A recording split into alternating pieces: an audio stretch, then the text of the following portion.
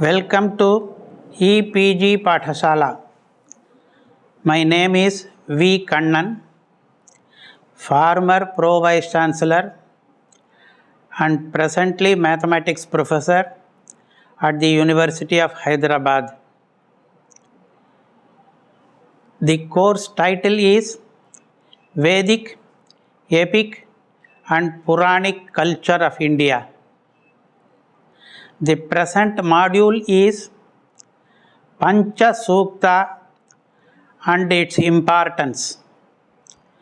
Pancha Suktas are 5 important portions of the Vedic literature. They are in use in many important rituals like Abhishekas, Parayanas, etc. Today we are going to see what these Pancha Suktas are and why they are important. Today's subtopics included are the following: introduction to the word Suktam and the Sukta portions of the Vedas, meanings of the word Suktam, then a little about Vedas and Suktas, then a big list of Vedic Suktas, then from them we choose a sub-list, and then talk about Pancha Sukta tradition. We describe in some detail some of the important Suktas, and finally give a summary of what we have seen today. First we start with introduction to Suktam. What is a Suktam? It is a part of Vedas. It is a hymn in praise of a worshipping deity. It is also a collection of very beautiful invocation mantras. It is a set of verses on a particular deity by praising its glorious attributes. A Sukta is composed of several riks or richas, which are small mantras. Rik means an incantation that contains praises. We will give an example.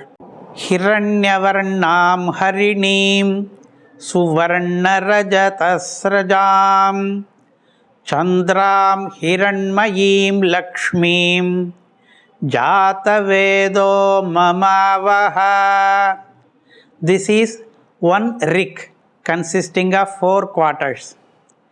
There are 16 such riks composed together constituting one Suktam called Shri Suktam.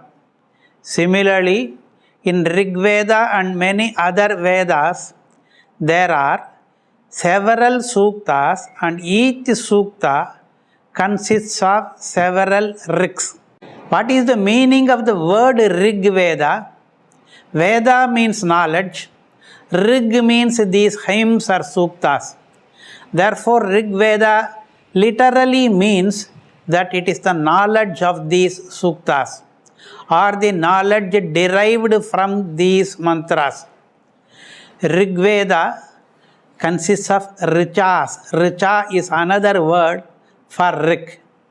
It comprises mainly of the praises of gods.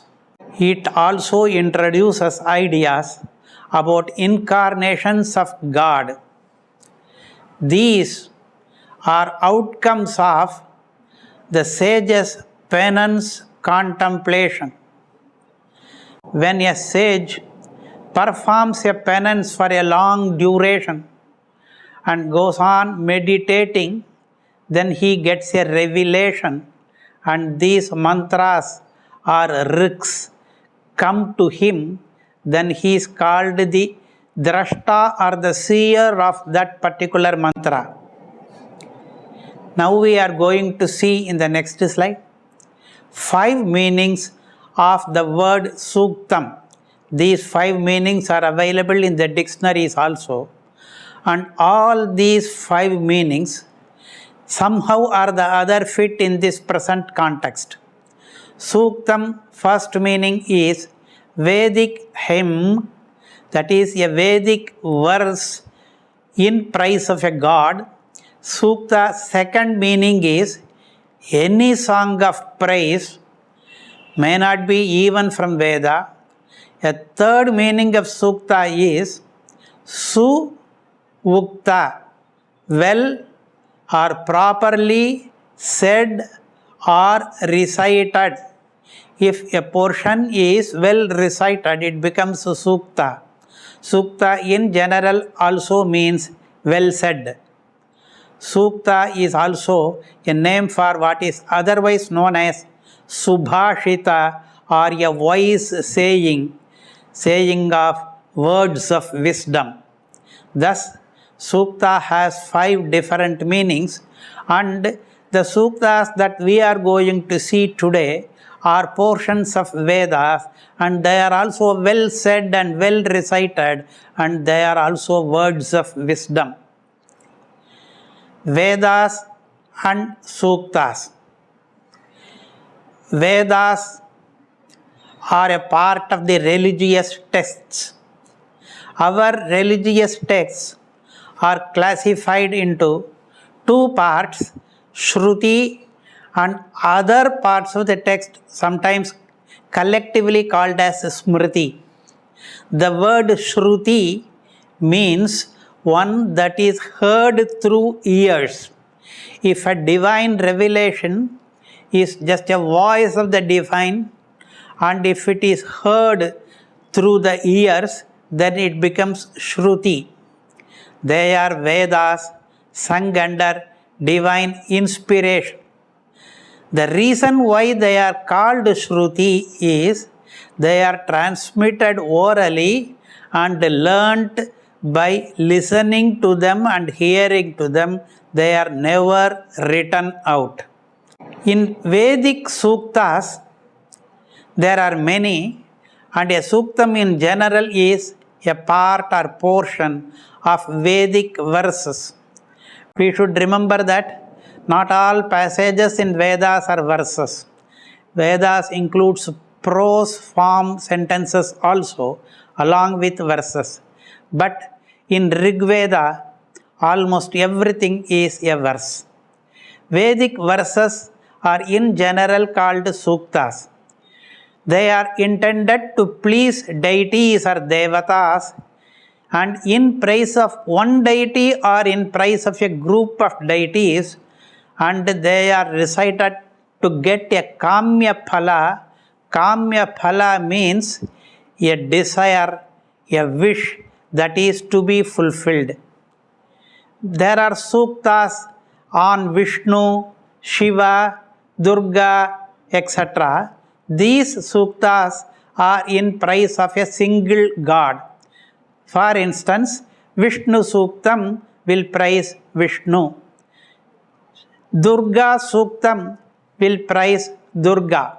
But there are other Suktas like Pavamana Suktam, Ayushya Suktam, Vivaha Suktam, etc. They are in praise of a group of deities.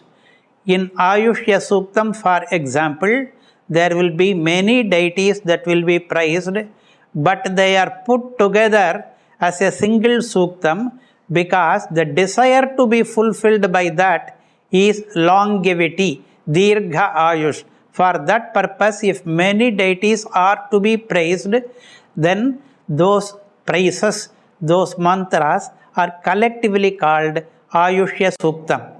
Here is a big list of Vedic Suktas. Most of them are found in Rig Veda, and we will not be seeing all of them. From this collection, we will be selecting some important ones and learn about them in this module. Some important ones among the big list above are called or classified or grouped together as Pancha Sukta. Pancha means 5. A group of 5 suktas sung together are called Pancha Suktam. And remember, each suktam itself is a group of verses. And there are 5 such groups of verses which make Pancha Suktam. There are different traditions among the Vaidikas, among the followers of Veda Dharma. For example, Vaishnava tradition, Shaiva tradition, Smarta tradition, and so on. They use different sets of suktams in their collection of Pancha Suktams. That means for a Vaishnava, 5 important suktas constitute Pancha Sukta, and these constituents of Pancha Sukta may be different from the same for a Shaiva. For a Shaiva, in his tradition, it may be that 5 other suktas become important. The Pancha Suktams of Sri Vaishnava Sampradaya or tradition are Purusha Suktam, Narayana Suktam, Shri Suktam, Bhu Suktam, and Nila Suktam. In South India, the Purusha Suktam, Vishnu Suktam, Shri Suktam, and Narayana Suktam are generally chanted together in Parayanam. Among these, the first one, namely Purusha Suktam, has a speciality. That is the only Suktam that is available in all the Vedas. That is, it is there in Rig Veda, it is also there in Yajurveda, also in Samaveda, also in Atharvana Veda. It is cited as the essence of all Shrutis. In Mahabharata, Vedavyasa mentions this Purusha Sukta and describes that as very important, it being the essence of the Veda. About Purusha Sukta, it is not only Vedavyasa, but many other rishis have given words of praise. For example, Shaunaka, Apastamba, Bodhayana, these are some of the rishis who have written about the use, the greatness, the glory of the Purusha Suktam. Now, in the Pancha Sukta tradition, which Pancha Suktas are to be selected, which 5 will constitute the Pancha Sukta, the answer depends on the tradition. There are several traditions, and the answer to this question, that which 5 are important, depends on the tradition one belongs to. For instance, for a Smarta Brahmin, Smarta Pancha Suktas are 5 which are overlapping with Vaishnava Pancha Suktas, but at the same time containing some others also. But one remark, when a Smarta Pancha Sukta is different from Vaishnava Pancha Sukta, it does not mean that Smartas will not recite the Vaishnava Pancha Suktas, nor will it mean that Vaishnavas will not recite the Smarta Pancha Suktas. All Vaidikas will recite all the Pancha Suktas and all other Suktas as well. But 5 among them are selected as important, and these 5 vary from tradition to tradition. Very interesting aspect to consider here, to note here, is that all these sects have included one common suktam called Shri Suktam in their important Pancha Sukta set. There is something that is common in everything, that is Shri Suktam. Shri Suktam is chanted with a purpose. The purpose is wealth and prosperity. If one wants to be blessed with riches, with gold, etc., then he has to chant Shri Suktam, and through Shri Suktam he propitiates the goddess Lakshmi. In every tradition of Sanatana Dharma, it is the same Shri Suktam that is selected for this purpose, and hence that is also considered the most important. The 5 hymns called Pancha Suktas are recited especially in temples, usually during the Abhisheka ceremony. Now let us see tradition by tradition what are the variations in enlisting these 5 suktas. The Shaiva Pancha Sukta tradition has the following 5 in it. 1. Rudra Sukta, also known as Rudra Prashna or Sri Rudram, sometimes associated with the next Prashna called Chamakam, and this Prashna is called Namakam. Then Purusha Sukta, 3rd Durga Sukta, 4th Sri Sukta, 5th Bhu Sukta. These 5 constitute the Pancha Suktas. Whereas in the Vaishnava tradition, the Pancha Suktas are 1. Purusha Sukta, 2. Narayana Sukta, 3. Shri Sukta, 4. Bhu Sukta, and 5. Neela Sukta. There is yet another tradition called Smarta tradition. In that the Pancha Suktas are 1. Purusha Sukta, 2. Narayana Sukta, 3. Rudra Sukta, 4. Shri Sukta, 5. Durga Sukta. And lastly for us in our list, there is just one more tradition we are going to refer to. It is called Shakta tradition. There the Pancha Suktas are 1. Devi Sukta, 2. Durga Sukta, 3. Shri Sukta, 4. Bhu Sukta, 5. Neela Sukta. So far, we have given 4 different lists of Pancha Suktas, and in each list 5 Suktas have been mentioned. Now what we are going to do is to compare these 4 lists and make observations, which ones are common, which ones are not so common. Let us see, let us point out these. First, all branches are sharing the Shri Sukta. There is one thing that is common in all these lists, that is Shri Sukta towards goddess Lakshmi. The second observation is Shaivas, Vaishnavas and Shaktas share the Bhu Sukta, which means that of the 3 traditions are including Bhu Sukta. Similarly, 3 other traditions, namely Shaivas, Vaishnavas and Smartas, they are sharing the Purusha Sukta. Similarly, 3 traditions, namely Shaivas, Vaishnavas and Smartas, use Suktas for both Deva and Devi, that means for both God and Goddess, that means for both male deity and female deity. Whereas Shaktas, those mentioned in the last, they use only Suktas for Devi or the Goddess. They omit Suktas for the male deity. Next, these observations continue. Shaktas are unique in including the Devi Sukta, and the other 3 Sampradayas, they are not including this Devi Sukta. Vaishnavas do not include Rudra Sukta, and Shaivas do not include the Narayana Sukta.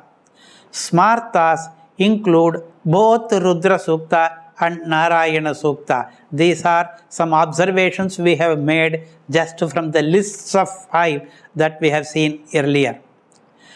Now, what is the importance of Shatarudriya Suktam, that is Rudra Suktam, Purusha Suktam and Narayana Suktam?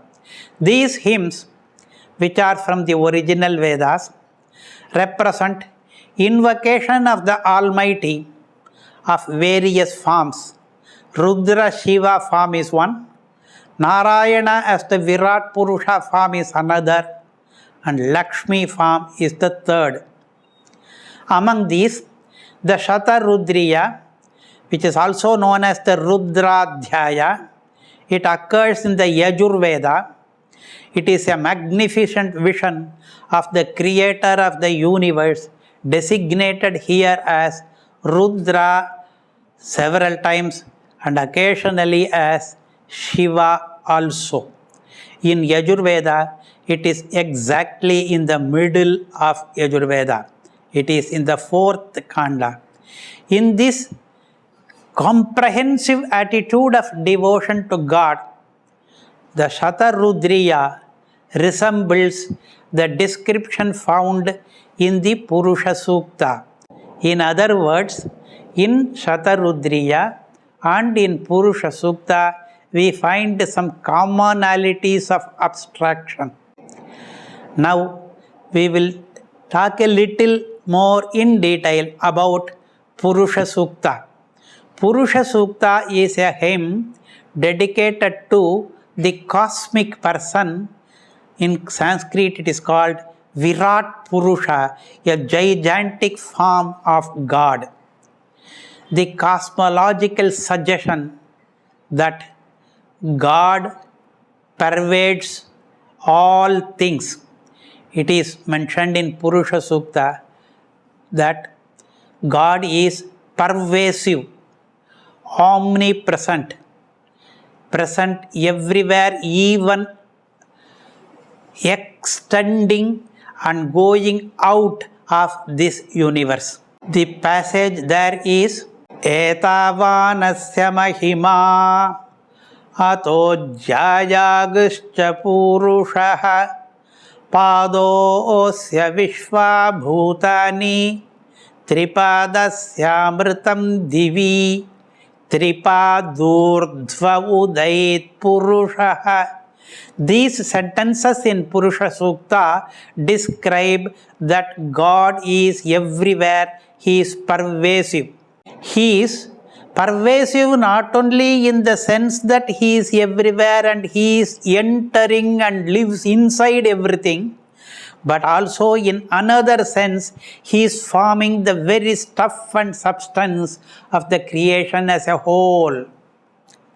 All that was, is, and will be adored by one Supreme Purusha. That is the essence of Purusha Sukta. There is one more thing which is emphasized in this Purusha Sukta.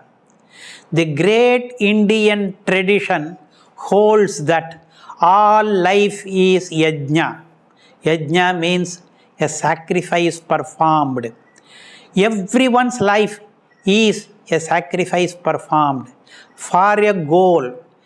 And this concept has its origin in this sublime hymn of the Veda called Purusha Sukta. How? Because in this Purusha Sukta, act of creation itself by God is regarded as a sacrifice. It is the first sacrifice. It is performed by God Himself, as it were. There is a way of self-alienation of Himself into this objective universe. And the sacrifices that we perform, they are also consisting of self-alienation only, and this started with God. He gave the example of what sacrifice is, and this is how it is described in Purusha Sukta. Another feature that is available in Purusha Sukta is about the society. For the first time, Purusha Sukta makes a mention of the fourfold classification of human society, namely Brahmana, Kshatriya, Vaishya and Shudra. This fourfold classification is available in Purusha Sukta. That automatically means that it is available in each of the four Vedas, because Purusha Sukta occurs in every one of them. The Purusha Sukta passage goes like this: Brahmanosya mukhamasiti bahurajanya kritaha ऊरू तदस्य यद्वैश्यः पद्भ्यागं शूद्रो अजायत. It explains that from different limbs of the body of this cosmic gigantic Virat Purusha, these different classes of human beings were created. And these four classes represent respectively the spiritual, the political, the economic, and the working aspects of the human society. Brahmana stands for the spiritual aspect. Kshatriya stands for the political aspect. Vaishya stands for the economic aspect. And Shudra stands for the working aspect. And all these four aspects are considered equally important in Purusha Sukta. This small hymn called Purusha Sukta embodies in itself the mightiest seeds of philosophy along with spiritual and social values. The hymn is really short in size, but the ideas, the concepts that it imparts to us, they are very profound, and there have been many commentaries for Purusha Sukta which attempt to bring out these abstract ideas of Purusha Sukta for our understanding. Purusha Sukta itself means the hymn to the transcendental oversoul. Purusha there means God. It is widely used in most Vedic ceremonies. In Mahabharata, sage Vedavyasa has stated that it is more important than any other suktas of the Vedas. Purusha Sukta is, as already mentioned, included in all the four Vedas, and the references should be noted now. In the Rig Veda, it comes in the 9th Sukta of the 10th Mandala, and there it is having 16 stanzas.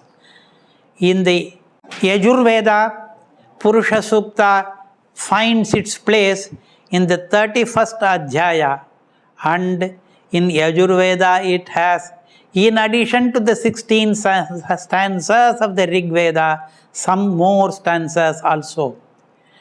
Then in Atharva Veda, it is placed in the 6th Sukta of the 19th Kanda, and there it has 16 stanzas. Similar to the Rig Veda with some differences in the order of stanzas, same arises. Together with some change in some words, it comes in the Sama Veda with 5 stanzas. It is also seen in Taittiriya Samhita in 18 stanzas. Thus, we have seen that Purusha Sukta is important. It occurs in all 4 Vedas, and the number of stanzas may slightly differ, and the abstract ideas contained in the Purusha Sukta have been summarized. Now we pass on to the second in the Suktas list. This is Shri Suktam. This is an invocation to Goddess Mahalakshmi. One sample passage from Shri Suktam is the following. Manasah kamamakutim vachas satyamashīmahi pashūnām rūpamannasya mayi shri shrayatam yashaha. The meaning of this stanza is, we are worshipping Goddess Mahalakshmi in order to get a lot of benefits. Manas, Akuti, Vak, Satyam, Pashu, Annam, Yashas, and so on. Material wealth and also wealths like fame, etc. are desired, and for that purpose Shri Sukta is recited. She, goddess Mahalakshmi, is the divinity or the Adhishthana Devata presiding over all prosperity in every form. It may be material prosperity, it may be spiritual prosperity, it may be social prosperity, everything is under her control. Ratir Mati Saraswati Dhriti Samriddhi Siddhi Shriya. All these things. Rati, the pleasure. Mati, the wisdom. Saraswati, the skill of speech. Dhriti, the courage. Samriddhi, the plentifulness. And Shri, the wealth. Everything is under Goddess Mahalakshmi. And when addressing Goddess Lakshmi, expectedly feminine gender is used in these mantras, then this raises a small doubt. Is God male or female? Masculine or feminine? The traditional belief is this universe is the glory of God. But the power of God is conceived as the consort of God. God, together with His power, is to be worshipped. For purposes of popular adoration and worship, thus God becomes a dampati, a husband and a wife. This would explain the mystery behind both masculine gender and feminine gender in worship of God. God and His powers are beyond the range of human evaluation of values, and thus it is above the ideas of male and female. And there are passages which explain that God is neither male nor female, but for purposes of adoration and worship, God reveals in both male and female form. We continue about Shri Suktam. This popular hymn honors Lakshmi as Vishnu's spouse, and she is the source of power of Vishnu also. This Suktam invokes powerful healing energy in the solar plexus called Manipura Chakra. In Maharashtra, Saint Namadeva and Sant Kesavadas, they taught this Shri Suktam as a collection of 16 verses taken from an Upanishad called Saubhagya Upanishad, and to this 16 they added additionally some less commonly available 23 verses, and they said it is optional. Also, in Padma Purana, which is one of the Ashtadasha Puranas of Vedavyasa, there is a 11-verse version of Shri Sukta. Thus, Shri Sukta has many variants. Where is Shri Sukta taken from? Khila is a word which usually refers to appendices. If you have a book, there is a main portion of the book. There are later appendices to the book. Similarly, for the book called Rig Veda, there are some Khila Rigs. For the book called Mahabharata, there is a Khila book called Harivamsham. Thus, this Shri Suktam belongs to the Khila portion of the Rig Veda. Possibly, these were later additions to the Rig Veda. They are found in the Bhaskala Shakha, and there are various versions in the scriptures. The most commonly attested one is usually appended to the 5th mandala of Rig Veda.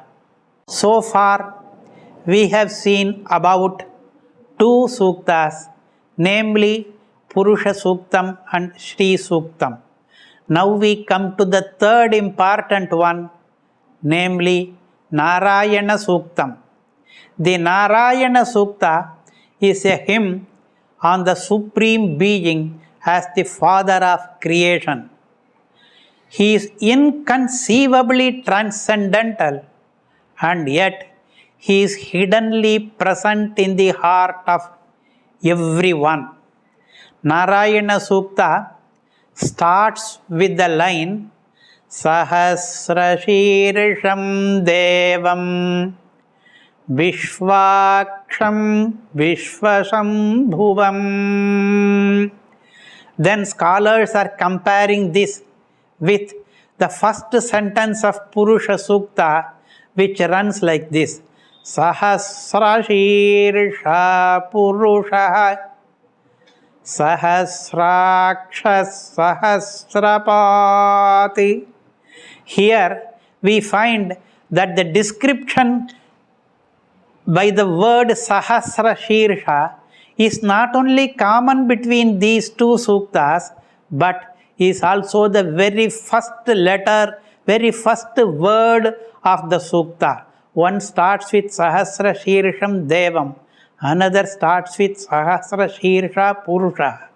Sahasrashirsha means 1,000-headed person, multi-headed person. Because of this commonality, it is taken for granted that Vishnu Suktam, Purusha Suktam and Narayana Suktam, all these are about one and the same God. Narayana is identified with Virat Purusha. This is a tiny but incisive form of meditation.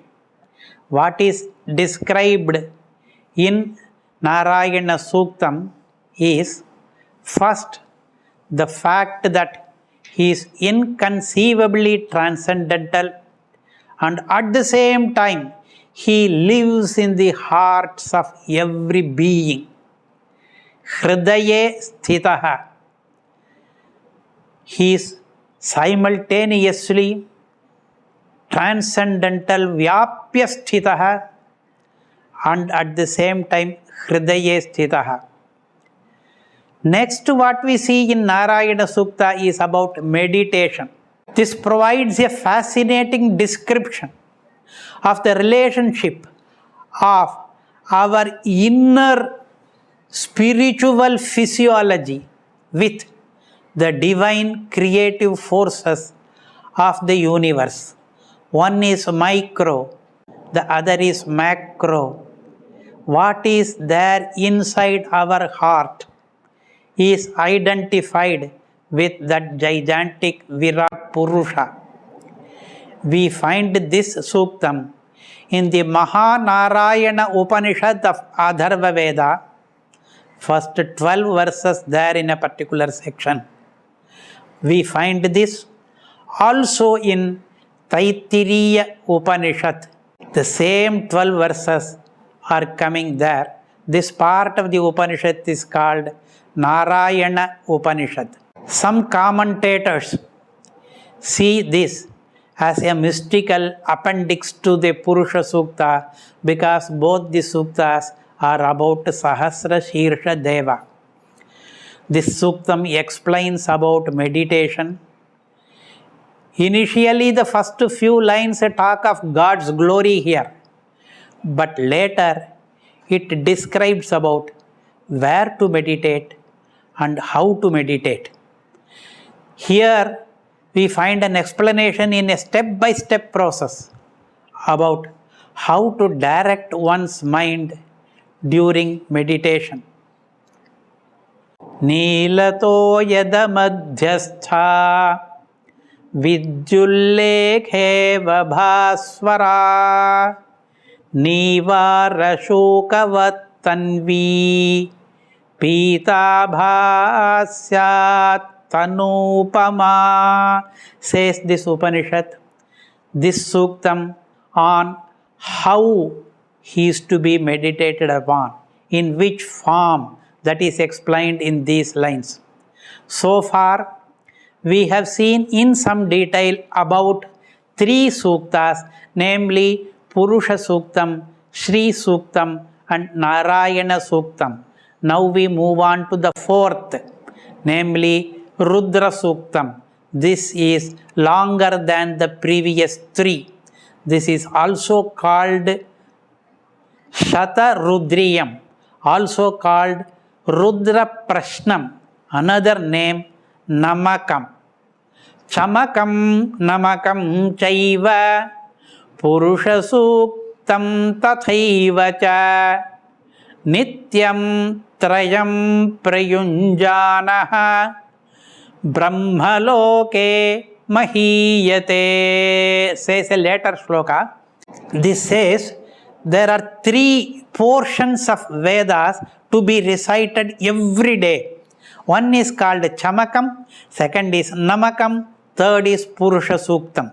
This Namakam is nothing but what we are now going to see as Rudra Suktam. If one recites these three every day, then he will go to Brahma Loka and he will be respected there. Rudra Suktam is about Rudra. Rudra is one form of the Lord. There is another dual form called Shiva. Shiva is Shanti Swarupam. Rudra is Ugra Swarupam. Two different extreme aspects of one and the same Lord. Rudra means terrifying. Rudra means one who makes others cry. Why is God called Rudra? Whom does he make cry? What it really means is he makes the evil doers cry for their evil deeds. At the same time, he makes the good persons cry for him by their love, cry out of happiness in chanting the Lord's names and gunas.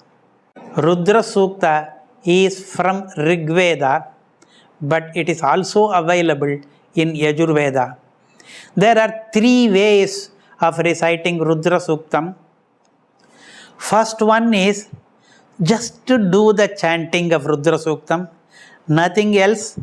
The work is only for the mouth and not for the mind and the body. Second one is one can do Havan with it. Havan means Homam. Using Rudra Sukta mantras, one can make Homam in Agni Kundam. That is physical work. Third one is one can know the meaning. This is a mental work. While chanting the Rudram, if you know the meaning also, it becomes Manasikam. Thus, three Karanas, Manas, Vak, Kaya, can be together used in Rudra Suktam, or they can be used separately also. And all these, what we do with Manas, Vak and Kayam, they are called karma aspect. If we chant, then we enter into upasana, that is devotion, that is concentration of mind. With the mind purified, he comes to get to know, that is the Jnana Yoga, that these three things are twined together.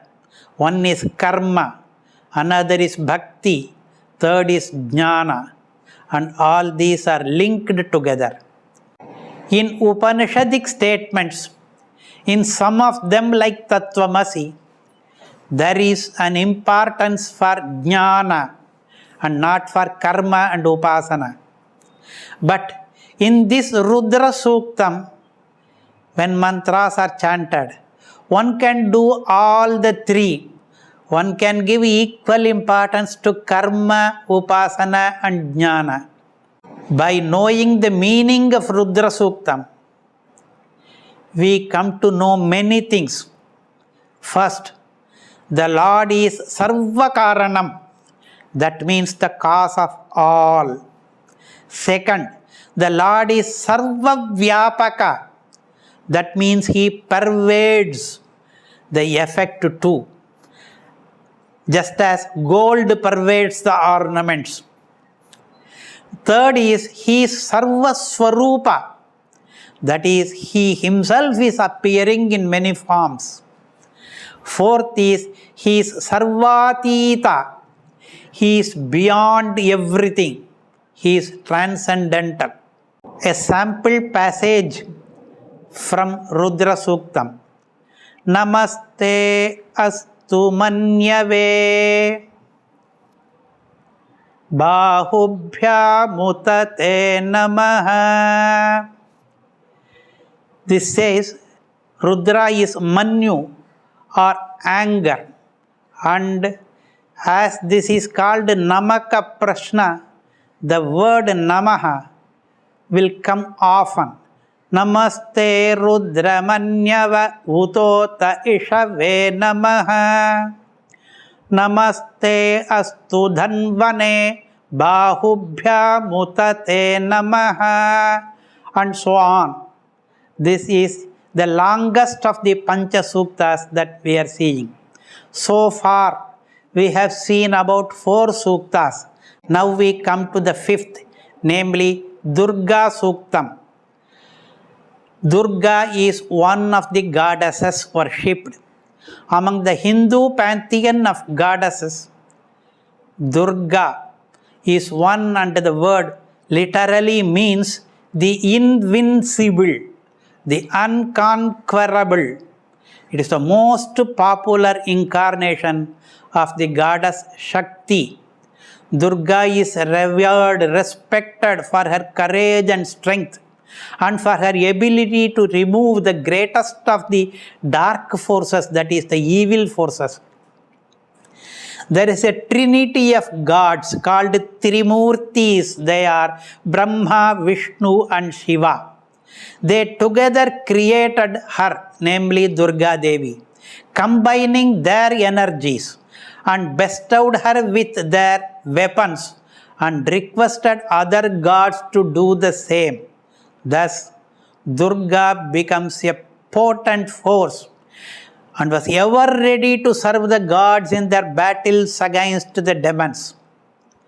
The Durga Suktam is a chant in her honor. It is recited to bring vitality and valor to the chanter, and it is also meant for the purpose of dispelling one's fears. Here is a sample passage. Durgam Devigam Sharanamaham Prapadye Sutarasitarase Namaha. So far we have seen 5 of the suktas. Now we go to the next one. There are 3 more: Bhu Suktam, Neela Suktam, and Devi Suktam. Bhu Suktam is on the goddess of earth, Bhu Devi. It is a part of Taittiriya Samhita. It starts with Bhumir Bhumnadyaurvarina Antariksham Mahitva. Bhu Suktam is important for certain purposes like getting land, or getting food from the land, or getting the power of digesting the food that is available from the land. Then comes Neela Suktam. A sample passage is Ghrutavati Savitaradhipatyaihi Payasvati Rantirashano Astu. At the end this says Ashano Astu. Let our desires be fulfilled. This is one of the purposes for which Neela Suktam is recited. Next comes Devi Suktam. It is also known as Ambrani Suktam. It is a hymn of the Rig Veda. There are 8 verses in this Suktam, and it is dedicated to the goddess of speech, Vak Devi. Now we have seen in some detail about many of the constituents of what is known as Pancha Sukta. Now let us see in a nutshell the purpose of chanting these suktas. Purusha Suktam is usually chanted with two purposes in mind. One of them is to obtain immortality. It is mentioned within Purusha Suktam itself. Vedahametam Purusham Mahantam. In that, ya evam vidvan amrita iha bhavati. A person who knows God as described in Purusha Sukta becomes immortal. That is what is stated there within Purusha Sukta. And in the second Anuvaka of Purusha Suktam, there is another purpose indicated. Tasya deva asan vashe yes tvaivam brahmano vidyati. It means a person who knows like this, as described in this Suktam, he is becoming so powerful that even gods will be under his control. Thus, Purusha Sukta has two purposes. One is immortality, another is keeping devatas under control. Next, Shri Suktam. It mainly is meant for the purpose of becoming wealthy.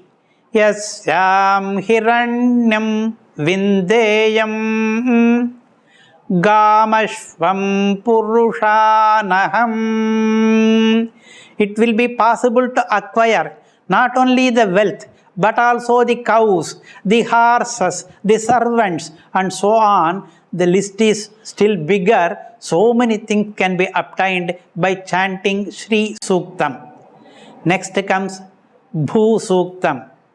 It is meant for obtaining food.